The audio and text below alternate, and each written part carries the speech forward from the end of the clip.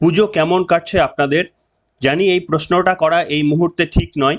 হয়তো প্যান্ডেলে যাচ্ছি, মায়ের কাছে আশীর্বাদ নিচ্ছি, কিন্তু সকলেরই মন একেবারেই ভারাক্রান্ত এবং অন্যান্যবার দুর্গাপুজোকে কেন্দ্র করে যে আমেজ, যে উৎসব চোখে পড়ে, এবারে কিন্তু সেটা অনেকটাই অধরা। দুর্গাপুজোর প্যান্ডেলে যাওয়া আর উৎসবে মাতোয়ারা হওয়া এ দুটোর মধ্যে কিন্তু ফারাক রয়েছে। তার উপরে একের পর এক অত্যাচারের ঘটনা রাজ্যে প্রকাশ্যে আসছে এবং সেগুলো এতটাই মর্মান্তিক, নিজেকে শান্ত রাখা কিংবা নিজের চোখের জল ধরে রাখাও কখনো কখনো অনেক শক্ত হয়ে পড়ছে। এবং এবারে এমন এক দুর্গাপুজোর উৎসব আমরা পালন করছি, মুখ্যমন্ত্রী মমতা বন্দ্যোপাধ্যায়ের কথায় উৎসব। সেই উৎসব পালন করতে গিয়ে আমরা প্রথম দিন থেকেই একের পর এক আমাদের চিন্ময়ী মাদের হারাচ্ছি, আর মৃন্ময়ী মা সেই সময় আমাদের ঘরে আসছে। একটা ভিডিও আপনাদের দেখাবো, একেবারে সোশ্যাল মিডিয়া থেকে নেওয়া ভিডিও, মর্মস্পর্শী ভিডিও। সেটি সর্বত্র প্রায় ছড়িয়ে পড়েছে। এবারে মহালয়া থেকে শুরু করে একের পর এক বিভিন্ন জায়গায় নারী নির্যাতনের, ধর্ষণের যে খবরগুলো আসছে, সেটা বোধহয় খুব সঙ্গতিপূর্ণ হবে এই ভিডিওটা দেখালে। আসুন। তবে হ্যাঁ, দুর্বল হৃদয়ের মানুষরা দেখবেন না, চোখের জল হয়তো ধরে রাখতে পারবেন না। দেখুন সেই ভিডিও।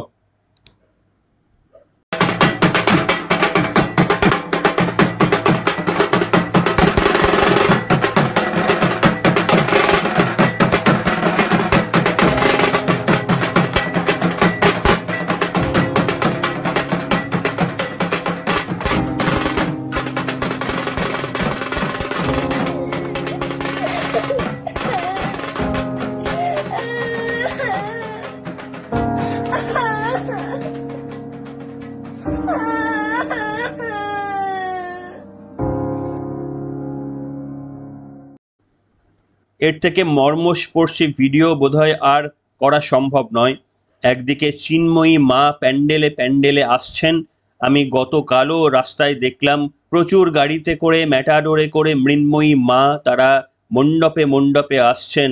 আর টিভির পর্দায় একের পর এক দেখছি এই ধরনের নারী নির্যাতন, ধর্ষণের ঘটনা। তাদের নিথর দেহগুলো নিয়ে কিভাবে রাজনীতি চলছে, তাদের নিথর দেহগুলোকে নিয়ে ময়না তদন্তের জন্য কলকাতা হাইকোর্টে মৃত বাবা মাকে ছুটতে হচ্ছে, যেন তাদের ময়না তদন্তটা অন্তত নিরপেক্ষভাবে করা হয়, যেন তাদের মৃত স্ত্রী, মৃত মা বা মৃত কন্যার জন্য নিরপেক্ষ তদন্তটা হয়। এইটুকু শুধুমাত্রই দাবি আজকে পরিবারগুলোর। তবে আজকে আরও একটা মর্মস্পর্শী ভিডিও দেখাবো। যে ভিডিওটা একটু আগে আপনাদের দেখালাম, সেটা একটা এডিট করা ভিডিও। সেই ভিডিওটা কেউ না কেউ বানিয়ে সোশ্যাল মিডিয়াতে দিয়েছে, আর আপনাদের সেটা থেকেই আমি দেখালাম। কিন্তু আজকে এবার আপনাদের একটা সত্যি ভিডিও দেখাবো। যে ভিডিওটা এক্স্যাক্টলি যেটা আপনারা দেখলেন, যেটা ভিডিওটা বানানো হয়েছিল, তার বাস্তবিক রূপ আপনাদের দেখাবো। ওই কুলতলির 9 বছরের ছোট্ট মেয়ে যখন পুলিশের গাড়ি করে ময়না তদন্ত বা বিভিন্ন তদন্তের জন্য পুলিশের লম্বা গাড়ি করে কার্যত তাকে নিয়ে যাওয়া হচ্ছে, আর কিছুক্ষণের মধ্যেই তার নিথর দেহটাকে একেবারেই পঞ্চভূতে বিলীন করে দেওয়া হবে। মাত্র 9 বছরের মা লক্ষ্মীর মৃত্যুটাকে যে সমাজ আমরা আটকাতে পারলাম না, শুধুমাত্রই প্রশাসনের দোষ দিয়ে লাভ নেই, শুধুমাত্রই মুখ্যমন্ত্রী মমতা বন্দ্যোপাধ্যায়কে দোষ দিয়ে লাভ নেই। তার কারণ মুখ্যমন্ত্রী মমতা বন্দ্যোপাধ্যায় জোর করে ওই সিটটা দখল করে নেই। আমাদের মধ্যে থেকেই আমি, আপনি, কেউ না কেউ তো আমরা সবাই মিলেই তাকে চয়েস করেছি। আমরাই তো তাকে নবান্নের 14 তলায় পাঠিয়েছি, এবং এত কিছু কাণ্ড ঘটে যাওয়ার পরেও তো আমরা তাকে আবারও 5 কেন 25 বছরের জন্য এই রাজ্যেই রেখে দেব। যে মাননীয় মুখ্যমন্ত্রী একজন নারী হয়েও বলেন যে দু একটা মাত্র ঘটনা ঘটছে, তার জন্য এত হই হট্টগোল করার প্রয়োজনটা কি রয়েছে? আপনারা তো উৎসবেই মাতলে পারেন। আমি শুধু এটাই বলবো, রাজ্যের মাননীয় মুখ্যমন্ত্রী, যদি আপনি আপনার এই বক্তব্যটা ওই পরিবারগুলোর বাবা মায়ের সামনে যদি একবার বলে আসতে পারেন, তাহলে উৎসবে আমরা মাতবো। আপনি একবার দয়া করে ওই পরিবারগুলোর সামনে কিংবা ওই গ্রামগুলোর সামনে একবার বলে আসুন এই কথাটা, যে উৎসবে মাতুন। এই দু একটা ছোট্টখাট্ট ঘটনা নিয়ে এত আন্দোলনের কি রয়েছে, এটা আপনি একবার ওই পরিবারের সামনে মাননীয়া গিয়ে এই বক্তব্যটা আপনি একবার রাখুন, এটাই আমি চাইবো। আসুন আপনাদের দেখাবো এই ঘটনাটা কি মর্মান্তিক। আপনারা জানি না কতজনে সহ্য করতে পারবেন, কতজন নিজের চোখের জল ধরে রাখতে পারবেন, আমি জানি না। আসুন। ওই ছোট্ট উমার দেহকে যখন নিয়ে যাওয়া হচ্ছে একদিকে, তখন মৃন্ময়ী মায়ের আগমন হচ্ছে। এই দৃশ্য বাংলায় দেখতে হবে, ভাবতে পারেন। আমরা আমাদের চিন্ময়ী মা, আমাদের মা লক্ষ্মী, আমাদের ঘরের উমাদের রক্ষা করতে পারছি না, আর আমরা মৃন্ময়ী মায়ের পূজা করছি। দেখুন এই ভিডিওটা, দেখুন কতজন নিজের চোখের জল ধরে রাখতে পারেন। যাওয়ার পথের পাশে ছোটে হাওয়া পাগল পারা, এত আনন্দ আয়োজন সবই বৃথা আমায় ছাড়া।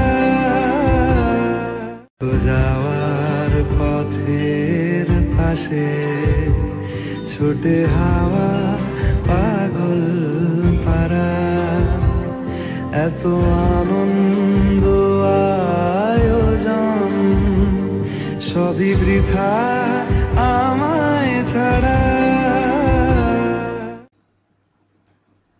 এর থেকে ভালো দৃশ্য আর কি হতে পারে বলুন?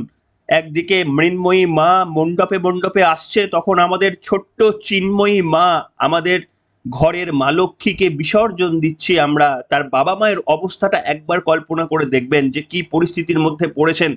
শুধুমাত্র নিজের মেয়েকে হারিয়েছেন, সেই যন্ত্রণা তো অত্যন্ত ছোট যন্ত্রণা, তারপরেও যন্ত্রণা হচ্ছে মেয়ের খুনিরা আদেও শাস্তি পাবেন কিনা, মেয়ের খুনিদের আদেও ঝোলানোর কথা মুখ্যমন্ত্রী বলছেন ৩ মাসের মধ্যে, অথচ তাদের রাজ্য পুলিশ পকসো আইনের আওতায় মামলাটা বা সেই তদন্তটাকে পর্যন্ত আনলেন না। রাজ্য পুলিশ কলকাতা হাইকোর্টকে নির্দেশ দিতে হলো যে ১০ বছরের বয়সের নিচের কন্যা আপনারা কেন পকসো আইনটা জোড়েননি, অথচ মুখ্যমন্ত্রী বলছেন যে ৩ মাসের মধ্যে নাকি আমরা দোষীদের ফাঁসি দিয়ে দেব।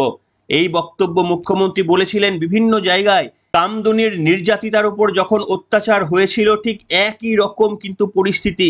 সেই কামদুনির অত্যাচারের পরেও রাজ্যের মাননীয় মুখ্যমন্ত্রীর একই ধরনের বয়ান ছিল যে ফাঁসি দিয়ে দেব। আর আজকের পরিণতি কি জানেন? সেই সমস্ত দোষীরা যারা যাবজ্জীবনের সাজাপ্রাপ্ত ছিল, কেউ আবার যাদের ফাঁসিরও পর্যন্ত সাজা ঘোষণা হয়ে গিয়েছিল, তারা আজকে অনেকেই, তাদের মধ্যে বেশিরভাগই একেবারে খোলা ঘুরে বেড়াচ্ছে। তার কারণ এতবার পাবলিক প্রসিকিউটর চেঞ্জ করা হয়েছে যে আদতে কোনো প্রমাণ পর্যন্ত যথাযথ দিতে পারেনি আমাদের এই রাজ্য পুলিশ তদন্ত করে। সেই কারণে দোষীরা এখন ঘুরে বেড়াচ্ছে। আর রাজ্যের মাননীয় মুখ্যমন্ত্রী এই ছোট্ট উমার ধর্ষককে বলছেন ৩ মাসের মধ্যে ফাঁসি দিয়ে দেবেন। দেখে নেবেন, ৩ মাস দেখে নেবেন আপনারা। ৩ মাস কেন, ৩ বছর দেখে নেবেন, আরো ৩০ বছর দেখে নেবেন, যদি দেখবেন কামদুনির ধর্ষকদের মতো একই পরিণতি হয়তো হবে। এই হচ্ছে আমাদের সমাজ। আর এই সমাজে আমরা বসবাস করি। মমতা বন্দ্যোপাধ্যায় নিজে গিয়ে ১৪ তলায় উঠে যাননি, বারবার মনে রাখবেন। আমি, আপনি, আমাদের মতো লোকজনই কিন্তু মমতা বন্দ্যোপাধ্যায়কে ১৪ তলায় তুলে রেখেছি, আজকেও কাঁধে করে তুলে রেখেছি এই দিন দেখার জন্য। সম্ভবত আপনাদের একটা আমি ভিডিও দেখাবো যে শুধুমাত্রই পাওয়ার নেশাতে, কি পাওয়ার নেশা আমি বলতে পারবো না, কিন্তু এত কিছুর পরেও ওই নির্যাতিতার বাবা মায়ের কান্না, আপনাদের সেটাও শোনাবো আরো একবার। সেই কান্নার আওয়াজ শুনে আপনি যখন বিহ্বলিত হয়ে পড়ছেন, তখন সমাজের আমার আপনার মতোই অনেক মানুষরা রয়েছেন যারা মুখ্যমন্ত্রী মমতা বন্দ্যোপাধ্যায়ের শুধুমাত্রই প্রশংসা করে যাচ্ছেন আর বলছেন বাহ বাহ রাজা তুমি কত সুন্দর। আপনাদের দেখাবো ৬৪ পল্লীর একটা পুজো উদ্বোধন করতে গিয়েছিলেন গত পরশু রাজ্যের মাননীয় মুখ্যমন্ত্রী। সেখানে উপস্থিত সম্ভবত ক্লাব কর্তা বা কেউ ছিলেন, সেটা তার পরিচয় জানা যায়নি, তার কারণ তার মুখটা স্পষ্ট দেখা যায়নি, তবে আওয়াজটা কিন্তু স্পষ্ট এসেছে।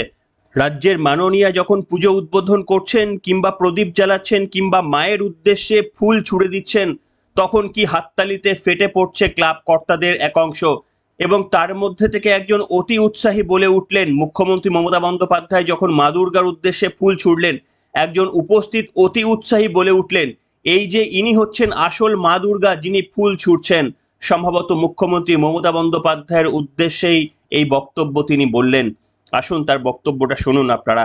আমাদের সমাজে কিন্তু একদিকে আমাদের উমাদের বিসর্জন হয়ে যাচ্ছে, কান্নার আওয়াজ, বাবা মায়ের কান্নার আওয়াজ আপনাদের শোনাবো, চোখের জল ধরে রাখতে পারবেন না। সেখানে ক্লাব কর্তাদের অনেকে ৮৫,০০০ টাকা করে তো নিয়েছেনই, আমাদের টাকা, সেগুলো সমস্ত টাকা, এমনকি যে উমার পরিবার আজকে চোখের জলে ভাসছে, সেই পরিবারের টাকাতেও আজকে পুজো করছেন। এবং তারপরে মুখ্যমন্ত্রী যখন বিচার না দিয়ে ফিতে কেটে বেড়াচ্ছেন, দুর্গাপুজোর উদ্বোধন করছেন, তখন ক্লাব কর্তাদের মধ্যে একজন বলে উঠলেন যে ফুল ছুটছে, এই তো আমাদের আসল মা দুর্গা। শুনুন। জয় মা দুর্গা।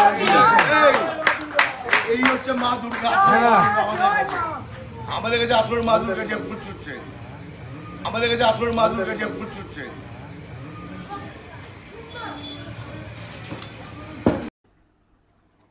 শুনলেন বন্ধুরা, রাজ্যের মাননীয় মুখ্যমন্ত্রী, তার কাছে অনেক এক্সপেকটেশন, এই দোষীদের কড়া শাস্তি দিয়ে একেবারে চরম পরিণতির দিকে নিয়ে যাবেন, যাতে করে সমাজের কেউ চোখ তুলে তাকাতে না পারে, যে দ্বিতীয়বার বা কোনো দ্বিতীয় ব্যক্তি এই ঘটনা ঘটানোর কোনো হিম্মত যেন দেখাতে না পারে। এইটা যখন এক্সপেকটেশন, মুখ্যমন্ত্রী সেদিকে তো কিছু বলছেনই না, উল্টে মুখ্যমন্ত্রী বলছেন পুলিশের উদ্দেশ্যে যে তোমরা একেবারেই সঠিক কাজ করছো, তোমরা এইভাবেই এগোতে থাকো, তার কারণ রাজা চলে বাজার, কুত্তা ভোকে হাজার। একটা গণতান্ত্রিক দেশে রাজ্যের মাননীয় মুখ্যমন্ত্রী কাউকে বলছেন রাজা, কাউকে বলছেন কুত্তা। রাজা বলছেন পুলিশকে এবং সম্ভবত নিজেদের দপ্তরকে, সেটা বুঝতে অসুবিধা হয়নি, কিন্তু প্রশ্ন তুলেছিলাম রাজ্যের মাননীয় কোন মানুষদের আপনি কুত্তা বললেন। হ্যাঁ, সেটা একটা প্রবাদ, প্রবাদের মধ্যেও কিন্তু আপনি যে শব্দটি বললেন কাদের দিকে ইঙ্গিত করলেন? গণতন্ত্রের মধ্যে রাজাই বা কাকে বললেন? আপনি মুখ্যমন্ত্রী হয়েও কিন্তু আপনি রাজা নন, ভারতের প্রধানমন্ত্রীও কিন্তু রাজা নন, সেই জন্যই এটা গণতন্ত্র। কিন্তু আপনার ওই প্রবাদে রয়েছে রাজা চলে বাজার, কুত্তা ভোকে হাজার। আর এই যখন পরিস্থিতি, তখন ক্লাব কর্তাদের কিছু কিছু অংশ বলছে আপনি নাকি তাদের কাছে মা দুর্গা। হতেই পারে, আপনি কারুর মা দুর্গা হতেই পারেন, কেউ কেউ মন্দিরে হয়তো আপনার পুজোও করতে পারেন, সেটা তাদের ব্যক্তিগত ব্যাপার। কিন্তু আমরা যেটা চাই, সেটা আমাদের বাড়ির যারা উমারা রয়েছে, এই ছোট্ট উমা যে ভিডিওটা প্রথমে দেখালাম আপনাদের, এই উমাদের রক্ষা করার দায়িত্ব গণতান্ত্রিকভাবে সাধারণ মানুষ আপনার হাতে তুলে দিয়েছে। তাই বিনীত অনুরোধ যে এই ঘটনা যাতে না ঘটে, সেদিকটা নিশ্চিত করার জন্য যা যা করা সম্ভব সেটুকু দয়া করে করুন। এবং সেটা এক্সপেক্ট তো করতে পারবোই না যে মুখ্যমন্ত্রী মমতা বন্দ্যোপাধ্যায় ঠিক এইরকম সুশাসন আমাদের রাজ্যে ফিরিয়ে আসবে। কেন এ কথা বলছি আপনারা জানেন, ভিডিও দেখাতে পারবো না, শুধু বক্তব্যটা শুনুন। যে দুদিনের বেশি জুনিয়র ডাক্তারদের 7 জন, একেবারেই মেধাবী জুনিয়র ডাক্তাররা, রাজ্যের ভবিষ্যৎ 7 জন, তারা অনশনে বসেছেন টানা 2 দিন, কিচ্ছু খাননি। একবার ভেবে দেখুন, যদি কেউ কখনো উপবাস করেন, কালী পুজো, লক্ষ্মী পুজো, যে কোনো পুজোতে যদি কেউ উপবাস করে থাকেন, এক বেলা যদি কেউ উপবাস করে থাকেন, তাহলে একটু কল্পনা করে দেখবেন 2 দিন কন্টিনিউয়াস উপবাস করেছেন। যখন আমি এই খবর রেকর্ড করছি, আপনি যখন শুনছেন, তখন কার্যত 2.5 দিন 3 দিনের কাছে ঠেকছে তাদের উপবাস। এর পরেও মুখ্যমন্ত্রী মমতা বন্দ্যোপাধ্যায়ের হুঁশ ফেরেনি। শুধু তাই নয়, আপনারা এটাও বিভিন্ন ক্ষেত্রে জেনেছেন যে যেখানে তারা ধর্ণা মঞ্চে অবস্থান করছেন, সেই ধর্ণা মঞ্চে যেন কোনো রকমের ডেকোরেটার্সরা মঞ্চ বানাতে না পারে, সেই প্রথম দিন থেকেই ব্যবস্থা নিয়েছিল রাজ্য পুলিশ প্রশাসন। ডাক্তাররা নিজের হাতে মঞ্চ তৈরি করেছিল। এমনকি শুধু তাই নয়, একেবারে আবশ্যিক একটা বায়ো টয়লেট, সেইটাও যখন রাস্তার মধ্যে দিয়ে আনা হচ্ছিল, পুলিশ সেটাকেও আটকে দিয়েছিল। ভাবতে পারেন যে একটা আন্দোলনে জুনিয়র ডাক্তাররা সহ কত মানুষ সেখানে যোগ দিচ্ছেন। জুনিয়র ডাক্তাররা 3 দিন না খেয়ে তাদের পে অ্যান্ড ইউজ সরকারি টয়লেটে গিয়ে, সেখানে অত দূরে গিয়ে তাদের যাওয়াটা সম্ভব নয়, বায়ো টয়লেট নিয়ে আসছিলেন, সরকারকে অ্যারেঞ্জ করতে বলেননি, ডাক্তাররা নিজে আনছিলেন। মুখ্যমন্ত্রীর প্রশাসন সেই বায়ো টয়লেটগুলোকে আসতে দেননি, শেষমেশ ডাক্তাররা নিজের হাতে টয়লেট পর্যন্ত বানাতে হয়েছে। রাজ্যের মাননীয় মুখ্যমন্ত্রী, আপনিও বিরোধী ছিলেন, আপনিও ধর্ণা করেছিলেন 26 দিন। তখন বুদ্ধবাবুকে যা নয় তাই ভাষায় আপনি আক্রমণ করেছিলেন। সেই আক্রমণ কতটা রাজনৈতিক ছিল আজকে মানুষ বুঝতে পারছেন। কিন্তু বুদ্ধবাবু অন্তত আপনার ডেকোরেটার্সদের আপনার ওই মঞ্চের বাঁশগুলো খুলে নিয়ে যেতে বলেননি, কিংবা অন্যান্য বিভিন্ন দিক দিয়ে আপনার অসহযোগিতা করেননি, কিংবা আপনার ইউজ করা বায়ো টয়লেটগুলো সেগুলো পর্যন্ত নিয়ে চলে যাওয়ার পারমিশন দেননি, বা জলটাকে বন্ধ অন্তত করে দেননি। বুদ্ধবাবু যেখানটা করেননি, আপনাদের সরকার নির্মমতা ঠিক সেইখান থেকে শুরু হয়ে গিয়েছে। ডাক্তাররা গণতান্ত্রিক পদ্ধতি মেনে আন্দোলন করছেন, নিজেদের বায়ো টয়লেট নিজেরা নিয়ে আসছেন, সেটা পর্যন্ত আপনাদের পুলিশ প্রশাসন আনতে দিচ্ছেন না।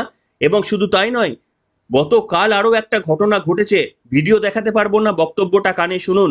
গতকাল যখন জুনিয়র ছাত্রছাত্রীরা তারা অবস্থান মঞ্চে বেশ কয়েকটা চৌকি নিয়ে আসছিলেন, মাত্র চৌকি কয়েকটা ভ্যানে করে, সেটা পর্যন্ত পুলিশ আনতে দিল না। তার কারণ সেখানে নাকি স্লো ভেহিকেল চলছে, সেখানে অ্যাক্সিডেন্ট হয়ে যাওয়ার সম্ভাবনা তৈরি হতে পারে বলে পুলিশ প্রশাসন আটকে দিল। এরপরে জুনিয়র ডাক্তাররা বউবাজার থানায় গিয়ে দীর্ঘ অবস্থান করে তারপরে নিজেরা মাথায় করে সেই চৌকি অবস্থান মঞ্চে অবশেষে নিয়ে এসেছিল পুলিশের শেষমেশ পারমিশন আদায় করে। এই তো হচ্ছে আপনাদের প্রশাসন।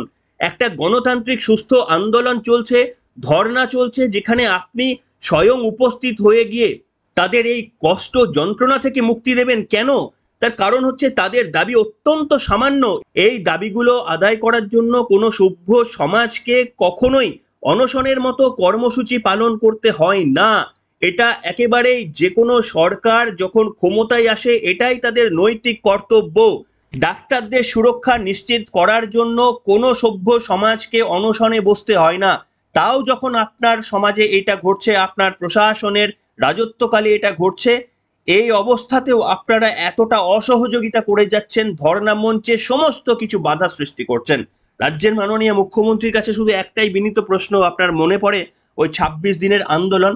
ডাক্তাররা যেখানে আন্দোলনে অবস্থানে বসেছেন তার থেকে অন্তত খুব কাছেই ৮ ঘন্টার দূরত্বে আপনিও অবস্থান করেছিলেন। আর সেই আন্দোলনের মধ্যে দিয়েই আজকে আপনি ক্ষমতায় রয়েছেন।